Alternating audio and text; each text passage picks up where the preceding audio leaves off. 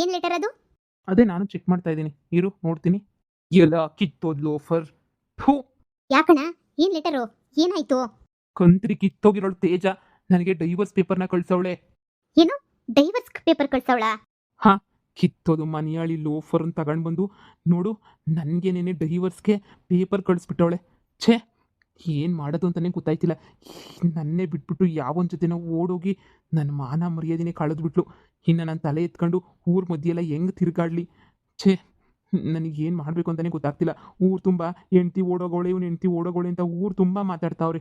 ಏನು ಮಾತಾಡಬೇಕು, ಏನು ಬಿಡಬೇಕು ನನಗಂತೂ ಒಂದು ಗೊತ್ತಾಗ್ತಿಲ್ಲ. ತಲೆ ಅಂತೂ ಕೆಟ್ಟೋಗ್ಬಿಟ್ಟೈತೆ ನೋಡು. ನನಗೆ ಇದೆಲ್ಲ ಏನು ಬೇಡ ನಿಧಿ, ಎಲ್ಲ ನೀನೇ ಇಟ್ಕ. ನಾನು ಊರು ಬಿಟ್ಬಿಟ್ಟು ನಾನು ಹೊರಟೋಗ್ಬಿಡ್ತೀನಿ. ಸಾಕು, ಇಷ್ಟೆಲ್ಲ ಮಾನ ಮರ್ಯಾದೆ ಹೋದ್ಮೇಲೆ ಇನ್ನೂ ನಾನು ಇಲ್ಲೇ ಇದ್ದರೆ ಇನ್ನೂ ಮಾನ ಮರ್ಯಾದೆ ಹೋಗ್ಬಿಡ್ತೈತೆ ಅಷ್ಟೇನೆ. ಸಾಕು, ನನಗೆ ಊರು ಸವಾಸ ಎಲ್ಲನೂ ಸಾಕು. ಎಲ್ಲ ನಿನಗೆ ಬರ್ಕೊಡ್ತೀನಿ, ನೀನೇ ಇಟ್ಕೊಂಡು ನೀನು ನಿನ್ನ ಗಂಡ ಚೆನ್ನಾಗಿರ್ರಿ. ನಾನು ಎಲ್ಲಾದರೂ ಹೊರಟೋಗ್ಬಿಡ್ತೀನಿ. ಇನ್ನು ಯಾವ ಸಂಪತ್ತಿರ್ಬೇಕು ಹೇಳಿ? ನಾನು ಒಂದು ಮದುವೆ ಇಲ್ಲ, ಒಂದು ಮುಂಜು ಇಲ್ಲ, ಏನೂ ಇಲ್ದಿದ್ದಂಗೆ ಆಯ್ತಲ್ಲ. ಏನೋ ಹೆಂಡತಿ ಜೊತೆ ಮಗು ಜೊತೆ ಸಂದಕಿರೋಣ ಅಂತ ಅನ್ಕೋತಾ ಇದ್ದೆ, ಆದರೆ ಎಲ್ಲ ಎಡವಟ್ಟಾಗೋಯ್ತು. ಹೇ, ಅವಳು ಯಾರೋ ನಿನಗೆ ಮೋಸ ಮಾಡೋಗಿರೋದಕ್ಕೆ, ಬೇರೆ ಯಾರೋ ತಪ್ಪು ಮಾಡಿರೋದಕ್ಕೆ ಶಿಕ್ಷೆ ನೀನು ಯಾಕೆ ಅನುಭವಿಸ್ತೀಯ ಅಂತ ಗೊತ್ತಾಗ್ಲಿಲ್ಲ. ನೀನು ಯಾಕೆ ಶಿಕ್ಷೆ ಅನುಭವಿಸ್ತೀಯಾ ಬೇರೆಯವ್ರು ಮಾಡೋ ತಪ್ಪಿಗೆ? ಅವಳು ತಪ್ಪು ಮಾಡಿರೋಳೇನೇ ಆರಾಮಾಗಿ ಇನ್ನೊಬ್ಬನ ಜೊತೆ ಆರಾಮಾಗಿರ್ಬೇಕಾದ್ರೆ ನೀನೇನು ತಪ್ಪೇ ಮಾಡಿಲ್ಲ. ನೀನು ಯಾಕೆ ಇಷ್ಟೊಂದು ಎದ್ರುಕೊಂಡು ಸಾಯ್ತೀಯಾ? ತಪ್ಪು ಮಾಡಿರೋರು ಮಾತ್ರ ತಲೆ ತಗ್ಗಿಸ್ಬೇಕು, ತಪ್ಪು ಮಾಡದೇ ಇರೋರು ನಾವು ಯಾಕೆ ತಲೆ ತಗ್ಗಿಸ್ಬೇಕು? ತಲೆ ಎತ್ಕೊಂಡೇ ಓಡಾಡ್ತಿರ್ಬೇಕು ಯಾವಾಗಾದ್ರೂ. ತಲೆ ತಗ್ಸಂತ ಪ್ರಮೇಯ ಬಂದಾಗ ಆಮೇಲೆ ತಗ್ಸೋಣ. ಈಗ ಅಂಥದ್ದೇನು ಆಗಿಲ್ವಲ್ಲ ನಿನಗೆ? ಏನಾಯಿತು ಅಂತ ನೀವು ಈ ಥರ ಎಲ್ಲದಕ್ಕೂ ನಾನ್ಸೆನ್ಸ್ ಥರ ಮಾತಾಡ್ತಿರೋ ನನಗಂತೂ ಗೊತ್ತಿಲ್ಲ. ನೋಡು, ಇಲ್ಲೇ ಇರ್ತೀಯ, ಎಲ್ಲೂ ಹೋಗಲ್ಲ. ನೋಡು, ನಿನಗೇನು ಅವಳಿಗಿನ್ನ ಚೆನ್ನಾಗಿರೋ ಹುಡುಗಿನ ಹುಡುಕೊಂಡು ಬಂದು ಮದುವೆ ಮಾಡಿಸೋ ಜವಾಬ್ದಾರಿ ನಂದು. ನೀನು ತಲೆನೇ ಕೆಡಿಸ್ಕೊಬೇಡ. ಹುಡುಗಿಯರಿಗೇನು ಬೇಜಾನ್ ಜನ ಸಿಗ್ತಾರೆ, ನೀನು ಯಾಕೆ ಯೋಚನೆ ಮಾಡ್ತೀಯ ಹುಡುಗಿ ಬಗ್ಗೆ? ಅಯ್ಯೋ ಹಂಗೆ ಹಿಂಗೆ ಅದೆಲ್ಲ ಏನು ಬೇಡ, ನನ್ನ ಮಾತು ಕೇಳು, ಓಕೆನಾ? ಏನೋ ನೀನು ಧೈರ್ಯ ಹೇಳಿದಾಗ ಸ್ವಲ್ಪ ಸಮಾಧಾನ ಅಂತ ಅನ್ನಿಸ್ತತೆ. ಆಮೇಲೆ ನೀನು ಇಲ್ದಿದ್ದಾಗ ಮತ್ತೆ ನಂಗೆ ಅದೇ ಟೆನ್ಷನ್ ಆಗ್ತೈತೆ. ಅಣ್ಣ, ಉಷಾ ಹೇಳ್ತಾ ಇರೋದ್ರಾಗ ಅರ್ಥ ಐತೆ. ನನ್ನ ಮಾತು ಕೇಳು. ಉಷಾ ಹೇಳೋದು ಎಲ್ಲದೂ ಸರಿನೇ. ನೀನು ಏನು ಯೋಚನೆ ಮಾಡಬೇಡ.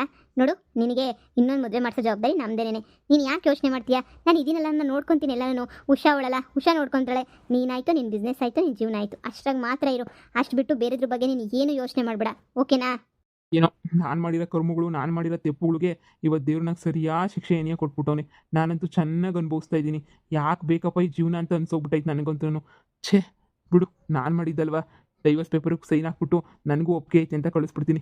ಡೈವರ್ಸ್ ಒಂದು ಆಗೋಗ್ಬಿಡ್ಲಿ, ಆಮೇಲೆ ಬೇಕಾದ್ರೆ ನೋಡ್ಕೊಳ್ಳೋಣ. ಸದ್ಯ ನನ್ನಿಂದ ತೊಲಗ್ತಾಳಲ್ಲ ಅಷ್ಟೇ ಸಾಕು. ಏನೂ ಆಸ್ತಿ ಗಿಸ್ತಿ ಏನೂ ಕೇಳಿಲ್ಲ. ಸುಮ್ಮನೆ ಸೈನ್ ಒಂದು ಹಾಕ್ಬಿಟ್ರೆ ಇನ್ನೇನು ತಾಪತ್ರಯ ಇರಲ್ಲ ನೋಡು. ಮೊದಲು ಹಾಕಿ ಅವಳ ಮಕ್ಕು ಬಿಸಾಕು, ಸಾಕು. ಛೀ.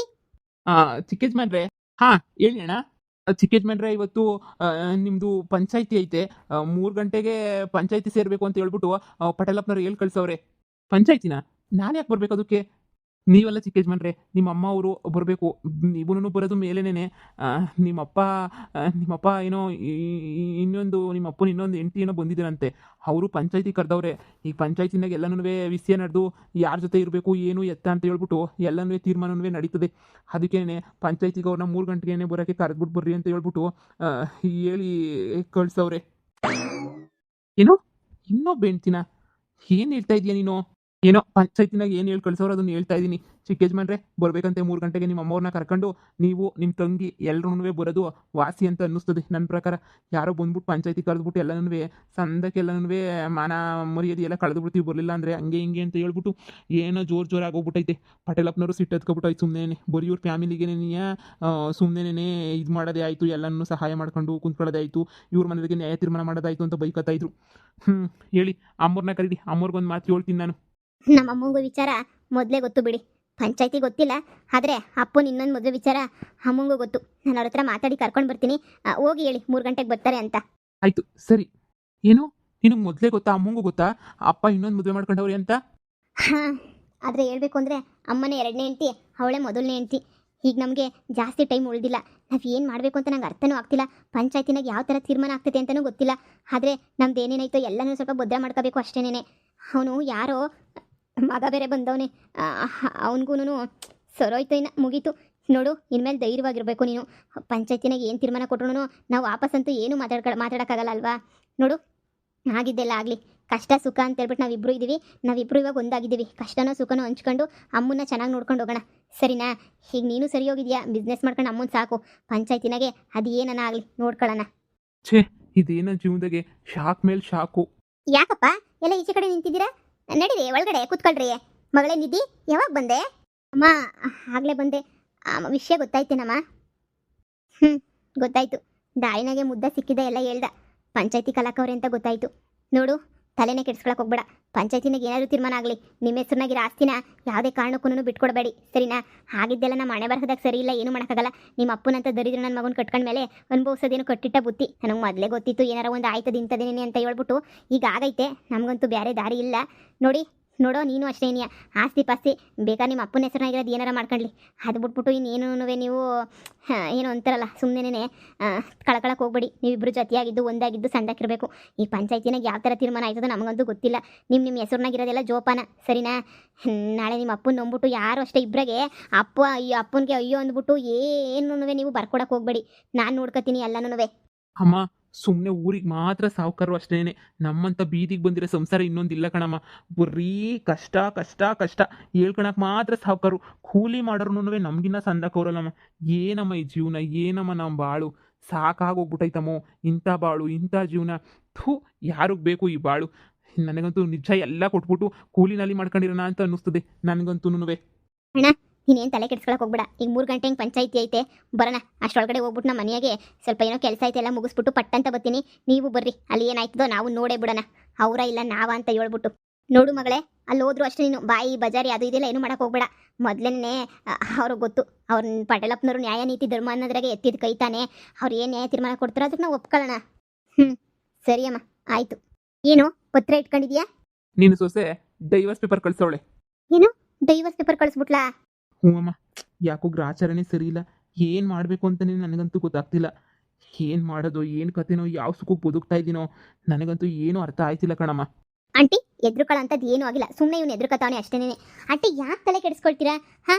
ಇಷ್ಟಿಷ್ಟಕ್ಕೆಲ್ಲ ಯೋಚನೆ ಮಾಡ್ಕೊಂಡು ಓದೋರ ಬಗ್ಗೆ ಎಲ್ಲ ಯೋಚನೆ ಮಾಡ್ಕೊಂಡು ಕೂತ್ಕೊಂಡ್ರೆ ಇರೋರು ನಮ್ಮ ಜೀವನ ಏನಾಗಬೇಡ ಹೇಳಿ, ಹಾಳಾಗೋಗುತ್ತೆ ಅಲ್ವಾ? ನಿಮ್ಮ ಮಗಂಗೆ ಹೇಳಿ ಹೇಳಿ ಹೇಳಿ ಹೇಳಿ ಹೇಳಿ ನನಗಂತೂ ಸಾಕಾಗೋಗ್ಬಿಟ್ಟೈತೆ ನನಗಂತೂ. ಡೈವರ್ಸ್ ಕೊಡ್ತಾಳ, ಕೊಡಲಿ ಬಿಡಿ. ಅವಳು ಡೈವರ್ಸ್ ಕೊಡೋಳನ್ನೇ ಕಾಲ ರೆಕ್ರಾಕೊಂಡು ಓಡಬೇಕಾದ್ರೆ ಇವ್ರು ಯಾಕೆ ಯೋಚನೆ ಮಾಡ್ಕೊಂಡು ಬೇಜಾರು ಮಾಡ್ಕೊಂಡು ಓಡಬೇಕು? ಆಂಟಿ, ಇದೇನೋ ಪಂಚಾಯತಿ ತೀರ್ಮಾನ ಮುಗಿದ ತಕ್ಷಣ ಆದಷ್ಟು ಬೇಗ ನಿಮ್ಮ ಮಗುಂಗೆ ಇನ್ನೊಂದು ಮದುವೆ ಮಾಡೋಣ, ಓಕೆನಾ? ಹುಡುಗಿನ ನಾನು ಹುಡುಕ್ತೀನಿ, ಚೆನ್ನಾಗಿರೋ ಹುಡುಗಿನೇ ಹುಡುಕ್ತೀನಿ. ಹುಡ್ಕೋಣ ಆಂಟಿ, ಏನು ಕಡಿಮೆ. ಅವಳು ಅಷ್ಟೇ ಹೊಟ್ಟೆ ಹುರ್ಕೊಂಡು ಸತ್ತೋಗ್ಬೇಕು. ನೋಡಿ, ಫಸ್ಟು ಪಂಚಾಯತಿ ತೀರ್ಮಾನ ಎಲ್ಲ ಮುಗಿಸ್ಕೊಂಡು ಏನೇನಾಯ್ತದೋ ಆಗಲಿ. ಯಾಕೆ 6 ತಿಂಗಳಿಗೆ ಇನ್ನೊಂದು ಮದುವೆ ಮಾಡಿ ನಿಮಗೆ ಸೊಸೆ ಬರ್ತಾಳೆ, ಸೊಸೆ ಜೊತೆ ನೀವು ಚೆನ್ನಾಗಿರ್ತೀರಾ. ನಾನು ಕೊಡ್ತಾ ಇರೋ ಪ್ರಾಮಿಸ್ ಆಂಟಿ, ನೀವು ಅದ್ರ ಬಗ್ಗೆ ಎರಡನೇ ಮಾತೇ ಮಾತಾಡಬೇಡಿ. ಡೈವರ್ಸ್ ಪೇಪರ್ಗೆ ಸೈನ್ ಹಾಕ್ಬಿಟ್ಟು ಅವಳಿಗೆ ಮಕ್ಕ ಕೊಡ್ತು ಕಳಿಸ್ರಿ. ಸರಿ, 3 ಗಂಟೆಗೆ ನಾನು ನಿಮ್ಮ ಜೊತೆ ಪಂಚಾಯತಿ ಹತ್ರ ಬರ್ತೀನಿ. ನೋಡೋಣ ಪಂಚಾಯತಿನಾಗ ಏನು ತೀರ್ಮಾನ ಆಯ್ತದೆ ಅಂತ, ಸರಿನಾ?